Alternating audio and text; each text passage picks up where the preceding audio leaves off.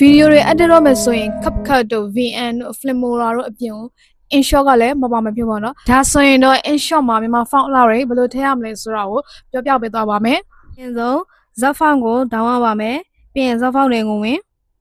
မြန်မာ font ဒီထဲမှာကိုကြိုက်တဲ့မြန်မာ font အလားတွေ download ရပါတယ်။ download လုပ်ချင်ရင်တော့ကို download လုပ်ချင်တဲ့ font တစ်ခုခုတွေကိုဝင် download ကိုနှိပ်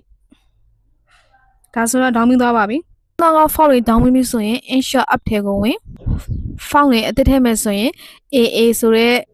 ဒီနေရာလေးကိုနှိပ်ပြီးရင် download ပုံစံလေးခလုတ်လေးကိုနှိပ်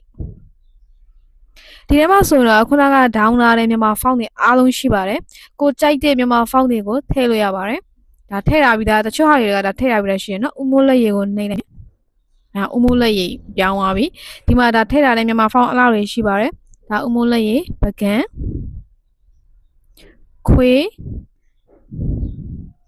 ချင်းမိုင် font မြန်မာဝါဆို Burmese handwriting masterpiece ရေချမ်းစင်မြန်မာ pencil smooth နော်ဒါ